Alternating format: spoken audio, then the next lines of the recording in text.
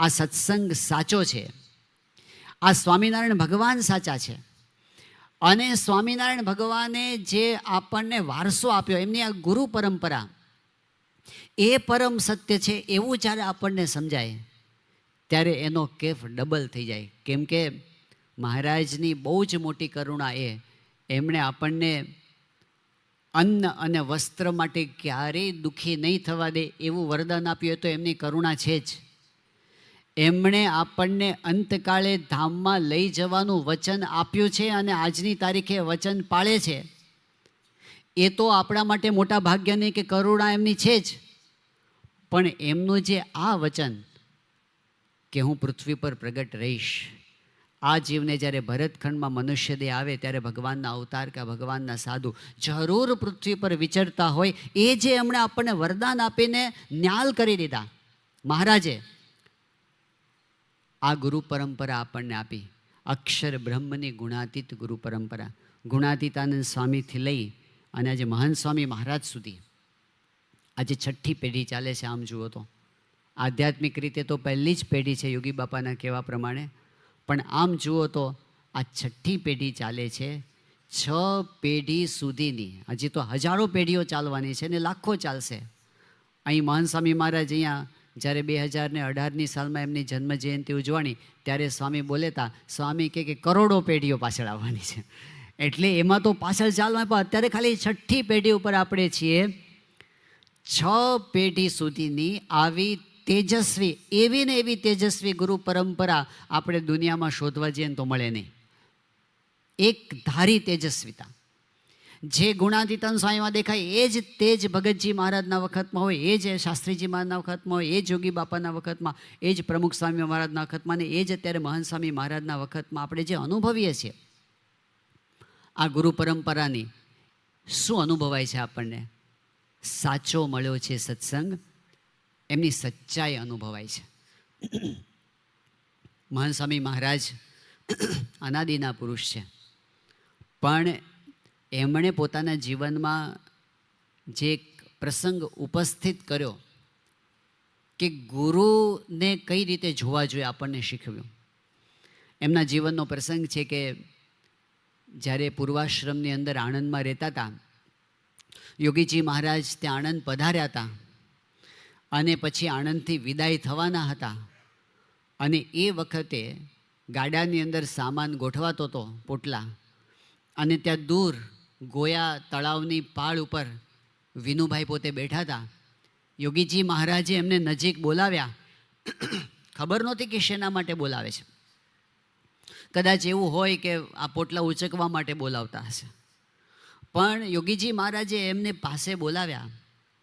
વિનુભાઈ એમની પાસે ગયા અને યોગીજી મહારાજે એકદમ પ્રેમથી, અત્યંત નિર્દોષતાથી હાથ જોડી અને એ કિશોર વયના વિનુભાઈને એટલું જ કહ્યું કે લ્યો હવે અમે જઈએ છીએ, કંઈ બોલ્યું ચાલ્યું હોય તો માફ કરજો. પણ એમના એ શબ્દોની અંદર જે ભાવ હતો, એમની આંખોમાં જે નિર્મળતા હતી, એમના હૃદયની અંદર જે પવિત્રતા હતી, આ શબ્દોની અંદર વિનુભાઈ એકદમ ઓગળી ગયા, ઘાયલ થઈ ગયા. એક પણ શબ્દ બોલ્યા નહીં. યોગીજી મહારાજ તો વિદાય થઈ ગયા, પણ વિનુભાઈનું હૃદય પોતાની સાથે લઈને યોગીજી મહારાજ ગયા. મહાન સ્વામી મહારાજે 2002ની સાલમાં જ્યારે સંતો સાથેની એક ગોષ્ઠીમાં વાત કરી હતી, ત્યારે એમણે કહ્યું હતું કે મહાન સ્વામી મહારાજનું વ્યક્તિત્વ કેવું છે? શાંત છે, પણ બહુ જ વિચક્ષણ છે, બહુ જ વિચક્ષણ. આપણે એમની કથામાં એમના મનોનો સાંભળીએ ત્યારે આપણને ખબર પડે છે. તો એ કહેતા હતા કે નાનપણથી મને એક ટેવ હતી કે સામેવાળાનું મન માપી લઉં, હું એમાં શું ચાલે છે પકડી લઉં, એને માપી લેતા હતા પોતે. યોગીજી મહારાજે જ્યારે આ શબ્દો કહ્યા ત્યારે મને એ થયું અનુભવ કે યોગી બાપાના હૃદયની વિશાળતાને હું માપવા જાઉં તો હાથમાં જ ન આવે. એ એનાથી પણ મોટા લાગે, એનાથી પણ મોટા લાગે, એનાથી પણ મોટા લાગે. એમનું વ્યક્તિત્વ એટલું વિરાટ મને અનુભવાયું. એ જ વખતે પોતે ત્યાંથી તરત પોતાના ઘરે આવીને હિંચકા ઉપર બેઠા અને સતત 4-5 કલાક સુધી આ એક જ ઘટના એમના મનની અંદર એટલી બધી ચાલી અને અંતે એક નિર્ણય કરીને ઊભા થયા કે યોગી બાપા સાચા પુરુષ છે. આ નિર્ણય કરીને ઊભા થયા અને યોગી બાપાના થઈ ગયા. આ પ્રસંગ મહાન સ્વામી મહારાજના જીવનનો 1952 સાલનો. પણ બીજો એક પ્રસંગ 1985 સાલમાં જ્યારે ગુણાતીતાનંદ સ્વામીનો દ્વિશતાબ્દી મહોત્સવ ઉજવાયો હતો, એ વખતે પૂજ્ય આનંદ સ્વરૂપ સ્વામીએ બધા સદગુરુ સંતોના ઇન્ટરવ્યૂ લીધા છે. એમાં મહાન સ્વામી મહારાજનો ઇન્ટરવ્યૂ લે છે, એની વિડીયો છે. તો જાહેરમાં જ મહાન સ્વામી મહારાજ કોઈ સેવા કાર્યમાં જોડાયેલા હશે ને ત્યાં રસ્તા ઉપર જ એમનો ઇન્ટરવ્યૂ લેવાય છે. અને એમાં એ મહાન સ્વામી મહારાજને પૂછે છે કે તમે પ્રમુખ સ્વામી મહારાજમાં એવું શું જોયું જેથી એમાં તમે જોડાઈ ગયા? એ વખતે મહાન સ્વામી મહારાજે સ્પોન્ટેનિયસલી એના હૃદયની જે વાત હતી એમણે કરી કે મેં જે વસ્તુ યોગી બાપામાં જોઈ હતી એ જ વસ્તુ પ્રમુખ સ્વામીમાં જોઈ. યોગી બાપામાં મેં સચ્ચાઈ જોઈ હતી. મહાન સ્વામી મહારાજ કે ગમે તેવો મોટો માણસ હોય ને દુનિયાનો, કંઈક મેનિપ્યુલેશન દેખાય, કંઈક ગોઠવણી દેખાય, કંઈક દેખાવ, કંઈક દંભ, કંઈક ડોળ, કંઈક તાલમેલ દેખાય, પણ મેં પ્રમુખ સ્વામી મહારાજમાં એ જોયું, જેવા અંદર એવા બહાર, કોઈ દંભ નહીં, કોઈ કપટ નહીં. આ જ વસ્તુ મેં યોગી બાપામાં જોઈ હતી અને એ જ વસ્તુ મેં પ્રમુખ સ્વામી મહારાજમાં જોઈ. ત્યારે મારા હૃદયની અંદર એમ થયું કે આ પુરુષને માટે માથું આપી દઈએ. આ બે પ્રસંગ પણ મહાન સ્વામી મહારાજે આપણને એક દ્રષ્ટિ આપી કે ગુરુમાં જોવાનું શું હોય છે. પરચા જોવાના હોય છે, કેટલા ચમત્કારો બતાવે છે, હવામાંથી શું કાઢીને બતાવે છે. ગુરુમાં શું જોવાનું હોય છે, એમણે આપણને રીત બતાવી. ગુરુમાં સચ્ચાઈ જોવાની હોય છે. જ્યારે એ સચ્ચાઈ આપણે જોતા થઈએ ત્યારે વચનામૃતમાં સ્વામિનારાયણ ભગવાનનો વરદાન છે. પ્રથમનું 58મું વચનામૃત મહારાજ કહે છે સત્પુરુષને જ્યારે અતિશય નિર્દોષ સમજીએ છીએ ને ત્યારે આપણે એમને નિર્દોષ થઈ જઈએ છીએ. એના વિના નિર્દોષપણું આવતું નથી. જેટલા નિર્દોષ સમજ્યા. મહાન સ્વામી મહારાજ ઘણી વાર કહે છે કે યોગી બાપા પાસે જામનગરના બારદાનવાલા શેઠ આવતા. હવે બારદાનવાલા શેઠ હતા ને એ પોતે આમ તો વણિક હતા, વેપારી હતા, બહુ જ બુદ્ધિશાળી હતા, જમાનાના ખાધેલા હતા, વૈષ્ણવ સંપ્રદાયના હતા. એ સંતોને ઘણી વખત એક વાત કરતા કે અમારે છે ને, પોતાની વાત કરતા કે પાઘડીના જેટલી આંટી અહીંયા હોય ને માથે, એટલી આંટી અહીંયા હોય. હૈયામાં એટલી આંટીઓ હોય, એ બોલતા હોય કાંઈ અને મનમાં હોય કાંઈ.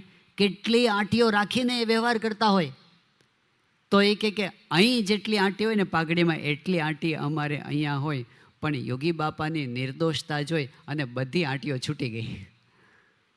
એણે અમને વશ કરી લીધા. એટલા બાળક જેવા નિર્દોષ પુરુષ. પછી એમણે વાત કરી કે 2 વર્ષનું બાળક પણ એમની પાસે ચાલાક લાગે એવા યોગી બાપા. એમની નિર્દોષતા, એમની સચ્ચાઈ. અને યોગી બાપા કેવા, બારદાનવાલા શેઠ આવે ત્યારે શેઠને છે ને નાળિયેરનું પાણી ફાવે. તે યોગી બાપા જ્યારે એમને એમની પાસે આવે ત્યારે નાળિયેરનું પાણી પીવડાવે એમને. અરે અમૃત મહોત્સવના મંચ ઉપર એમના ઢોલિયાની બાજુમાં બેસાડીને જાહેર સભાની વચ્ચે નાળિયેર પીવડાવે. પણ નાળિયેર લાવવાનું ક્યાંથી? તો યોગી બાપાને ખબર હોય કે સાહેબ શેઠ છે એની ગાડીમાં નાળિયેર હોય જ, એટલે લાવવાનું ક્યાંથી? શેઠની જ ગાડીમાંથી નાળિયેર લાવવાનું અને એનું નાળિયેર એને પીવડાવવાનું. પણ યોગી બાપાનો પ્રેમ એટલો બધો ને એટલે એને બહુ રાજી થઈ છે. એને નહીં ખબર હોય કે મારી ગાડીમાંથી જ નાળિયેર આવ્યું છે, પણ ત્યાં યોગી બાપાના હાથે પોતે નાળિયેર પીવે. પણ કહેવાનો મતલબ શું? તો નિર્દોષતા, કોઈ દંભ નહીં, કોઈ દેખાવ નહીં, કોઈ મેનિપ્યુલેશન નહીં. સત્પુરુષનું જીવન નિર્દોષતા છે. આજે આપણે મહાન સ્વામી મહારાજને જે જોઈએ છીએ એમના જીવનમાં શું આપણને અનુભવાય છે? સચ્ચાઈ. એકદમ હળવા ફૂલ છે. એનું કારણ શું છે? આજે લાખો લોકો એમને માને છે. એ વખતે અત્યંત સ્થિર છે, અત્યંત નિર્લેપ છે. આજથી અમુક વર્ષો પહેલાં એવું હતું કે એમને કદાચ નહોતાય માનતા. ઘણા લોકોને એમના પ્રત્યે દ્વેષ પણ હશે, ઘણા લોકોને એમના પ્રત્યે ગેરસમજ હશે, ઘણા લોકોને એમના પ્રત્યે અવગુણ પણ હશે. મહાન સ્વામી મહારાજ પણ જાણે કે આના હૃદયમાં મારા માટે શું છે, પણ એમના હૃદયમાં સહેજ પણ ડર નહીં, સહેજ પણ ભાવફેર નહીં. એક વખતનો પ્રસંગ છે, આજથી 50 વર્ષ પહેલાંની વાત છે.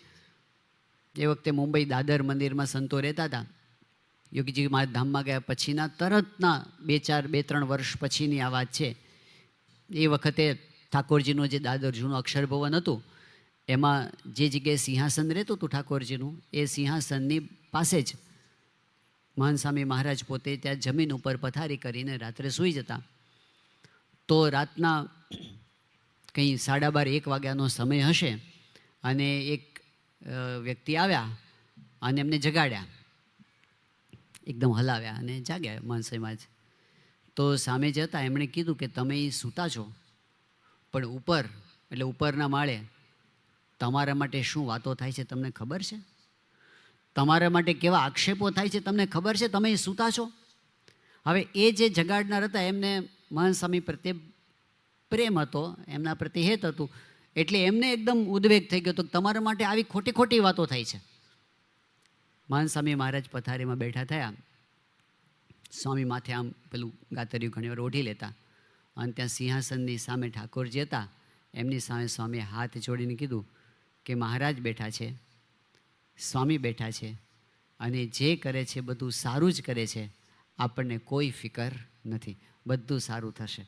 પછી સ્વામીએ પેલા જે કહેવા માટે આવ્યા હતા એને ખખડાવ્યા. સ્વામી કે તું શું કામ ડાપણ કરે છે, તું સૂઈ જા, તું શું કામ માથાકૂટ કરે? એ મહાન સ્વામીનો પક્ષ રાખવા માટે જતા હતા. સ્વામી કે તું શું કામ ડાપણ કરે, સૂઈ જા, કાંઈ થવાનું નથી, ભગવાન બેઠા છે ને. એક સમય એવો હતો કે ગેરસમજ અને વર્ષો સુધી એમને ગેરસમજમાંથી પસાર થવાનું થયું, પણ એ એકદમ નિર્ભય હતા, એકદમ નિશ્ચિંત હતા, એકદમ સ્થિર હતા. એમના હૃદયમાં કોઈ ભય નહોતો, કારણ કે સચ્ચાઈ. ભય કોને હોય? જેને કંઈક ઢાંકવાનું હોય, જેને બહારનું કંઈક જુદું હોય, અંદરનું કંઈક જુદું હોય, જેને કંઈક ખુલ્લું પડી જવાનો ભય હોય. પણ જે હૃદયમાં હોય જ નહીં.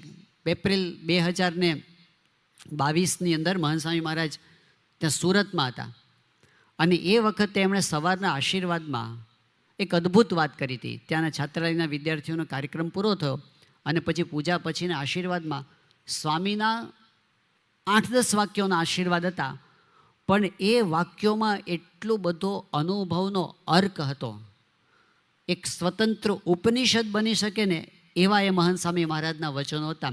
સિમ્પલ વાક્યો હતા, પણ મહાન સ્વામી મહારાજે કીધું, જુઓ તમે બધાએ જોયું છે કે સાચું એ સાચું છે અને ખોટું એ ખોટું છે. સાચું એ સાચું છે અને ખોટું એ ખોટું છે. પછી સ્વામીએ કીધું કે જો તમે સાચા હો અને આખી દુનિયા તમારા વિરોધમાં હોય, અને આખી દુનિયા તમને ખોટા સાબિત કરવા માટે મહેનત કરતી હોય, તો પણ અંતે એ નહીં થાય. અંતે સાચું એ સાચું જ રહેવાનું છે. અને પછી સ્વામી કહે, જો તમે ખોટા હશો અને આખી દુનિયા તમારા પક્ષમાં હશે, આખી દુનિયા તમારું સમર્થન કરતી હશે, તો પણ ખોટું એ અંતે ખોટું જ રહેવાનું છે, અને સાચું એ અંતે સાચું જ રહેવાનું છે. માટે સાચું પકડીને ચાલો. આમ જુઓ તો સીધી સાદી વાતો હતી, પણ આપણા હૃદયની કેટલીય ગ્રંથિઓ ઓગાળી નાખે એવા એમના આ વચનો છે. એ એટલા સાચા છે, એમના હૃદયમાં સચ્ચાઈ સિવાય બીજું કાંઈ નથી, મજાકમાં પણ નહીં. આપણે એમના પ્રસંગો જ્યારે જાણીએ છીએ, મહાન સ્વામી મહારાજ કેવા છે કે એમને એવી બીક નથી કે હું આવું બોલીશ તો કેવું લાગશે. જ્યારે ગુરુપદે આવ્યા 2016ની સાલમાં મહાન સ્વામી મહારાજ, એક બાજુ પ્રમુખ સ્વામી મહારાજની વૈશ્વિક પ્રતિભા. પ્રમુખ સ્વામી મહારાજ એ કોઈ એક સંપ્રદાય નહીં, બધા જ સંપ્રદાયો, કોઈ એક દેશ નહીં, આખી દુનિયાના દેશો, બધાના હૃદય પર પ્રમુખ સ્વામી મહારાજ એક એવી અસર એમની હતી. એ બધાએ એ વખતે વિશેષપણે અનુભવી. એ પ્રમુખ સ્વામી મહારાજે જ્યારે દિવ્ય વિદાય લીધી અને મહાન સ્વામી મહારાજ ગુરુપદે આવ્યા, હવે એ શરૂઆતના દિવસો હતા. શરૂઆતના દિવસો બધા કેવા હોય? બધા હજી તો મહાન સ્વામી મહારાજમાં જોડાતા હોય ને, એ પિરિયડ હોય. પણ એ સમયમાં પ્રમુખ સ્વામી મહારાજનો અગ્નિ સંસ્કાર વિધિના બીજા જ દિવસે પત્રકારોની એક સભા હતી, એક પત્રકાર પરિષદ હતી. પ્રમુખ મહંત સ્વામી મહારાજની ગુરુપદે આવ્યા પછીની પહેલી પત્રકાર પરિષદ, અને બધા જ મીડિયા સામે હતા. એના પ્રશ્નોના જવાબ મહંત સ્વામી મહારાજ આપતા હતા. એમાં એક પ્રશ્ન એવો પૂછાયો સ્વામીને કે પ્રમુખ સ્વામી મહારાજ સાથેનો તમારો સૌથી યાદગાર પ્રસંગ કયો છે? આખી દુનિયાના મીડિયા સામે બેઠા છે. હવે નોર્મલી આપણને જ્યારે કોઈ આપણા ગુરુ સાથેનો પ્રસંગ પૂછે તો આપણો નોર્મલી યાદગાર કે પ્રિય પ્રસંગ કયો હોય, જેમાં બાપાએ આપણને કંઈક લાભ આપ્યો હોય, આપણને વિશેષ આશીર્વાદ આપ્યા હોય, આપણા કંઈક વખાણ કર્યા હોય, આપણને કંઈક પ્રોત્સાહન આપ્યું હોય, હાર પહેરાવ્યો હોય, કંઈક આમ જાહેરમાં આપણો મહિમા કંઈક ગાયો હોય, કંઈક એવી વસ્તુ હોય કે જેનાથી આપણને ગુરુએ મારા માટે આટલું બધું કર્યું અને આપણી પ્રસિદ્ધિ વધી એવું લાગે. અને જ્યારે બીજાને કહેતા હોય ત્યારે તો એવો જ પ્રસંગ કે. મહંત સ્વામી મહારાજે એ વખતે કયો પ્રસંગ કહો? યોગી બાપાના વખતમાં અમદાવાદની અંદર આંબલીવાળી પોળમાં યુવક તરીકે એ પોતે પ્રમુખ સ્વામી મહારાજ સાથે ગયા હતા. અને ત્યાંથી એમને ટ્રેનમાં બેસીને આણંદ તરફ જવાનું હતું. ટ્રેનમાં 3rd ક્લાસની ટિકિટ લેવાઈ ગઈ હતી. અને જ્યારે એક જગ્યાએ ટ્રેનમાં ગીર્દી ખૂબ હતી, પણ એક જગ્યાએ જગ્યા લીધી એક ડબ્બામાં. પછી ત્યાં થોડુંક મર્યાદામાં થોડુંક અઘરું પડે એમ હતું, એટલે ક્યાંક બીજા ડબ્બામાં સારી જગ્યા છે કે નહીં એ જોવા માટે પ્રમુખ સ્વામી મહારાજ એમને બેસાડીને ગયા, તમે અહીં બેસો, હું જગ્યા જોઈ આવું. અને પછી જગ્યા જોવા માટે ગયા અને જોઈને એમણે જોયું કે એક જગ્યાએ સારી જગ્યા હતી જ્યાં સારી મર્યાદા સચવાય એમ હતી. પ્રમુખ સ્વામી મહારાજ પાછા આવ્યા અને પછી વિનુભાઈને કીધું કે ચાલો ત્યાં જગ્યા બીજી સારી છે. અને વિનુભાઈને લઈને સ્વામી ત્યાં ગયા અને ત્યાં બેઠા. અને જેવા બેઠા એવું પ્રમુખ સ્વામી મહારાજે પૂછ્યું કે તમારી થેલી ક્યાં?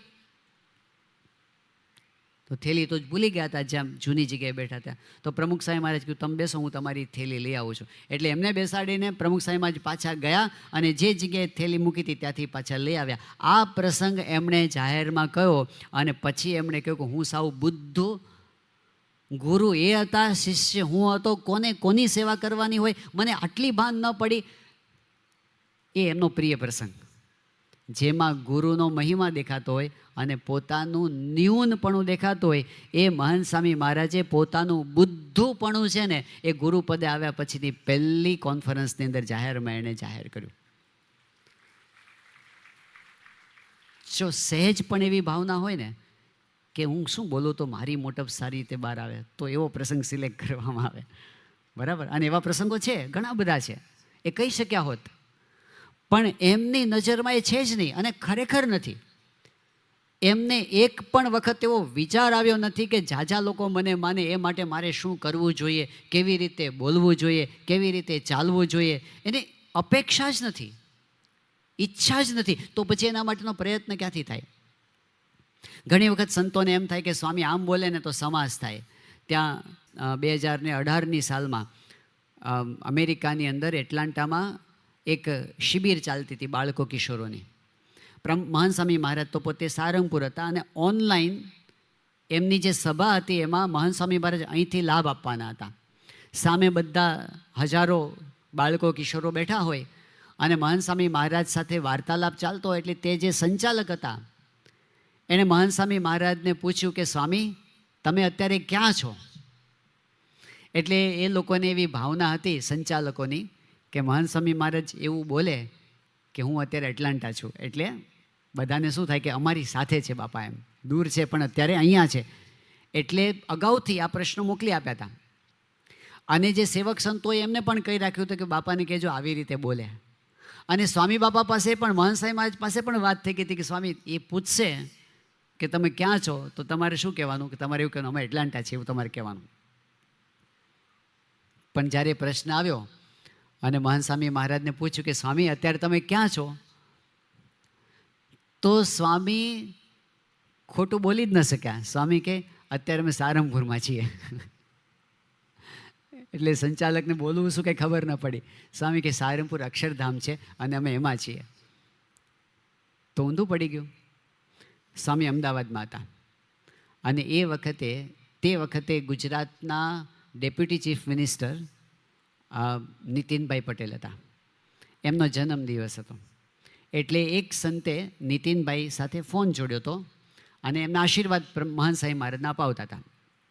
હવે મહંત સ્વામી મહારાજને થોડાક સમય પહેલાં એક સપનું આવ્યું હતું અને સપનામાં નીતિનભાઈ આવ્યા હતા, આપણા ડેપ્યુટી ચીફ મિનિસ્ટર નીતિન. અને એ સ્વામી સેવક સંતોને વાત કરી હશે કે નીતિનભાઈ આવ્યા હતા. એ વાત તો પતી ગઈ હતી, પણ પેલા જે આશીર્વાદ અપાવતા હતા જે સંત, એમણે નીતિનભાઈને કીધું કે મહંત સ્વામી મહારાજ તમને આશીર્વાદ આપે છે, અને સ્વામી આશીર્વાદ પણ આપ્યા. પછી પેલા જે સંત હતા એમણે કીધું કે નીતિનભાઈ, મહંત સ્વામી મહારાજને ગઈકાલે સપનાની અંદર તમે આવ્યા હતા, એવું પેલા સંતે કહ્યું. એટલે એમનાથી બોલાઈ ગયું, એમને એવું કંઈ ખોટું બોલવું એવું હતું ને, પણ એમનાથી બોલાઈ ગયું કે આમ ગઈકાલે આવી ગયા એમ. તો મહંત સ્વામી મહારાજ તે ચોખવટ કહી, ના ના ના ના, તમે ગઈકાલે નહોતા આવ્યા, 1 મહિના પહેલાં આવ્યા હતા. હવે એવી ચોખવટ કરવાની આપણને થાય શું જરૂર છે? પણ એ કે એટલું પણ ખોટું કેમ? જે હોય એ કહેવાનું, ન હોય એ નહીં કહેવાનું. આ એમની રીત છે. એટલે એમના જીવનમાં નરી સચ્ચાઈ છે. કોઈ દેખાવ નથી, કોઈ દંભ નથી. અને એ આપણી સમગ્ર ગુરુ પરંપરાની અંદર છે. પોતાની મોટપને ઢાંકે છે, પોતાની મોટપ વધારવા માટે કંઈ કરતા નથી. એ આખી રીત જગતથી ન્યારી છે. હા, દુનિયામાં કેટલાક લોકો સાચું બોલવાને વળગી રહેવાવાળા પણ હોય છે, પણ પ્રશ્ન શું થાય છે? એ જ્યારે સાચું બોલે છે ત્યારે પ્રશ્ન એ થાય છે કે એમાંથી કંઈક મેળવવા જેવું આપણને મળે પણ નહીં, કારણ કે એ પ્રામાણિક હોય પણ અંદર નિર્દોષતા ક્યાંથી આવે? આ સત્પુરુષની વિશેષતા શું છે? એ અત્યંત શુદ્ધ છે, નિર્દોષ છે અને સાચા બોલા છે. અને એ જ્યારે પોતાના સ્વરૂપની વાત આપણને કરે છે ત્યારે આપણને પ્રતીતિ આવે છે કે આપણે કેવા સંત સાથે બેઠા છીએ, જેના અંતરમાં કોઈ મલિનતા છે જ નહીં. મહંત સ્વામી મહારાજ હમણાં સારંગપુર હતા અને દિવ્ય સન્નિધિ પર્વ ચાલતું હતું. અને એ વખતે સ્વામી પાસે જે પ્રસંગો રજૂ થતા હતા, પછી સંત શિબિરની અંદર પણ આના પ્રસંગોની રજૂઆત થોડી થઈ હતી. તો એક પ્રસંગ કેવો હતો કે મહંત સ્વામી મહારાજ જ્યારે કિશોર અવસ્થાની અંદર હતા અને આણંદમાં એમના ઘરે એક જગ્યા હતી, પેલી ચોકડી હતી નાવાની, ત્યાં પોતે સ્નાન કરતા હતા. એમના ભાભી, એમને એકદમ પ્રેમ આવી ગયો પોતાના દિયર પ્રત્યે, અને એમણે શું કર્યું, એ હોળીના દિવસો હતા એટલે એમને એકદમ પ્રેમ ઉપજી ગયો ને, એટલે એમણે શું કર્યું કે ઘરમાંથી રંગ લઈ આવ્યા અને રંગ લાવી, અને એમને ખબર નહોતી વિનુભાઈને, અને મહંત સ્વામી મહારાજને ખબર નહોતી, અને એકદમ જ એ રંગ છે ને એના ઉપર આમ એવી રીતે એમણે નાખ્યો, ગમ્મત કરતા હોય ને એવી રીતે. અને એમણે જોયું એકદમ આ ભાભી એકદમ નજીક આવી ગયા છે, એકદમ અડી ગયા છે,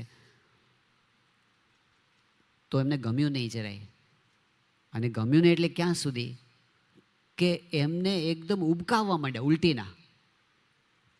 પછી એમણે શમાવી દીધા, ત્યાં જણાવવા ના દીધું, પણ એમને ઉલટી જેવું થયું, ઉબકો આવી ગયો. આ મર્યાદાનો થોડો લોપ થતો એવું એમને લાગ્યું, એમને ગમ્યું નહીં.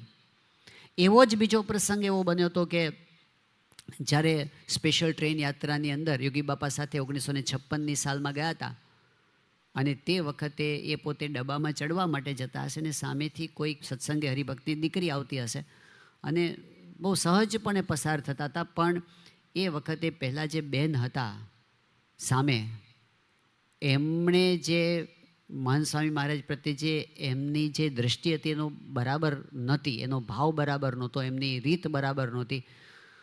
અને એ એમણે જોયું ને સ્વામી મહંત સ્વામીને એ વખતે પણ એકદમ ઉલટી જેવું થવા માંડ્યું. હવે આ પ્રસંગો તો એમની કિશોર અવસ્થાના છે, જે વખતે એમની ઉંમર 20-22 વર્ષની હતી ત્યારના પ્રસંગો છે. મહંત સ્વામી મહારાજને પૂછવામાં આવ્યું કે સ્વામી, આપને જે આટલું બધું નિષ્કામ ધર્મની દ્રઢતા, જે મહારાજે વચનામૃતમાં કીધું છે કે દ્રવ્યનો કે સ્ત્રીનો ભૂંડો સંકલ્પ જ ના હોય, તો એવી તમારી સ્થિતિ ક્યારથી છે? તમે સાધુ થયા ત્યારથી કે પછી 1933માં તમારો જન્મ થયો ત્યારથી? મહંત સ્વામી મહારાજ તરત બોલ્યા, સ્વામી કે પહેલેથી, અનાદિકાળથી. જે ક્યારેય ખોટું બોલતા નથી, જ્યારે ક્યારેય પોતાની વાત વધારીને કહેતા નથી, એ પુરુષ અનાદિના. હવે આવા અનાદિના અતિ શુદ્ધ પુરુષ આ પૃથ્વી ઉપર પ્રગટ હોય અને આપણે એની હયાતીમાં હોઈએ અને એ આપણા ગુરુ હોય અને આપણે એના શિષ્ય હોઈએ, આનાથી સાચો સત્સંગ દુનિયામાં બીજે ક્યાં લેવા માટે જવો? તેરી શરણ મેં આયે કે फिर आश किसकी कीजिए, गंगा किनारे बैठ के फिर क्यों कूप का जल पीजिए. જ્યારે આપણને આવો આશરો મળી ગયો ત્યારે બીજે ક્યાં આપણે આશરો લેવા માટે જવું? તો ગુરુની સચ્ચાઈ સામું જોઈએ છે ને ત્યારે આપણને પ્રતીતિ થાય છે આ સત્સંગ સાચો છે.